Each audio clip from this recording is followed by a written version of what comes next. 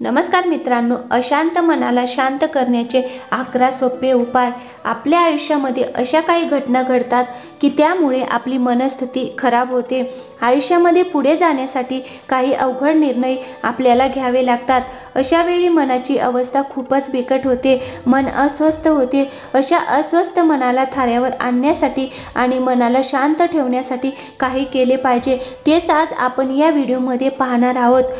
चला तर पाहूया। नंबर 1, कोणत्याही परिस्थितीमध्ये शांत राहणं ही मनाची खूप मोठी शक्ती आहे।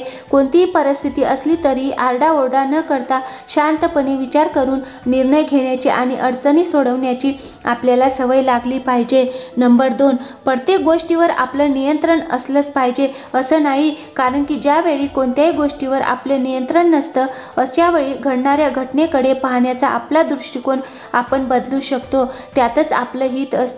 ज्या गोष्टींवर आपले नियंत्रण नाही, आपण काहीही करू शकत नाही, त्यावेळेस अशा गोष्टीचा विचार करण्यात वेळ हा वाया घालवू नका। नंबर 3, आपल्या मनाची ताकद हीच खरी आपली ताकद असते। जर तुम्हाला आनंदी राहायचं असेल तर नेहमी इतरांपेक्षा वेगळा विचार हा केलाच पाहिजे।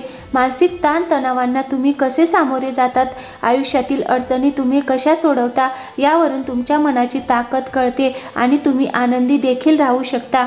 नंबर 4, नेहमी पॉझिटिव्ह राहा। आयुष्य म्हटलं की अडचणी येणारच आणि वाईट घटना घडणारच। अशा वेळी आपण सकारात्मक म्हणजेच पॉझिटिव्ह विचार करून वाईट गोष्टींमधून मार्ग काढण्याचा प्रयत्न केला पाहिजे। पॉझिटिव्ह विचार म्हणजे वाईट विचारांकडे दुर्लक्ष करा असा होत नाही, तर वाईट गोष्टींचा स्वीकार करून त्यांच्यामधून बाहेर पडणं।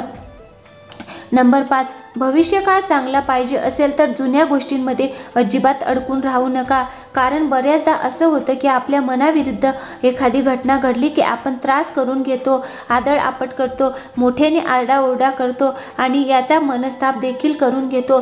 तुम्ही असं करत असाल तर पुढच्या वेळी एक गोष्ट नेहमी लक्षात ठेवा, पुन्हा मनाविरुद्ध काही घटना घडली तर आधी केले त्याप्रमाणे करायचं नाही, तर नवीन पद्धतीने विचार करा, म्हणजे येणारा काळ आपल्याला अडचणीचा वाटणार नाही, मन शांत राहील।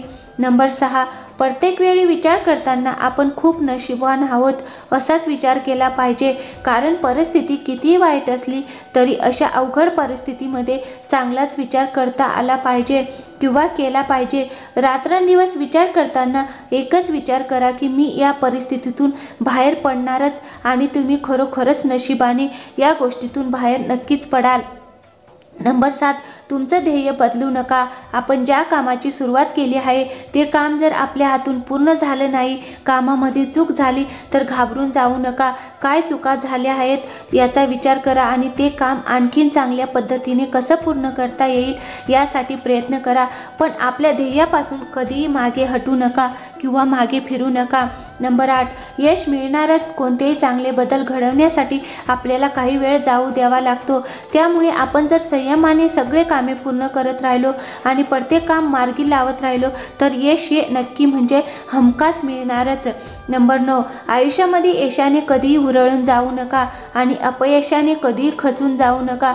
बऱ्याचदा असं होतं की काही माणसं थोडंसं यश मिळालं तर हुरळून जातात आणि अपयश आलं तर एकदम खचून जातात, नाराज होतात, परंतु असं न करता अपयशाला खंबीरपणे तोंड देता आलं पाहिजे। नंबर 10, आयुष्यातील फक्त अडचणीच आठवून निराश होऊ नका। प्रत्येक माणसाचा एक स्वभाव असतो की तो आयुष्यामध्ये घडलेल्या फक्त वाईट गोष्टीच आठवत राहतो आणि मग त्याच गोष्टी वाईट गोष्टींचा विचार करत बसतो, त्यामुळे त्यांच्यातील नकारात्मक भावनाही वाढत जाते। त्यामुळे आपल्या आयुष्यामध्ये असलेली दुःख आठवण्यापेक्षा आपल्या आयुष्यामध्ये काय काय चांगल्या गोष्टी घडल्या आहेत, आपल्यावर प्रेम करणारी लोक, आपलं स्वप्न, आपले ध्येय याचा सतत विचार करून प्रगती करावी। नंबर 11, एखाद्या व्यक्तीला माफ करणं म्हणजे त्यांनी केलेल्या सगळ्या चुका विसरून जाणं असं नसतं, तर एखाद्या व्यक्तीने दिलेला त्रास विसरायचा असेल तर मनातून काढायचा असेल तर इतरांचा माफ करावं लागेल, त्याशिवाय माणसाला पुढे जाताच येत नाही। पण याचा अर्थ असा होत नाही की आपण सगळं विसरून त्या व्यक्तीला माफ करावं, तर याचा अर्थ असा होतो की आपण झालेल्या चुकांमधून ती चूक सुधारून आयुष्यामध्ये पुढे जावं। सतत आयुष्यामध्ये घडलेल्या वाईट गोष्टींचा विचार करत बसू नये। तर मित्रांनो, व्हिडिओ आवडला असेल तर व्हिडिओला एक लाईक आणि चॅनलला सबस्क्राईब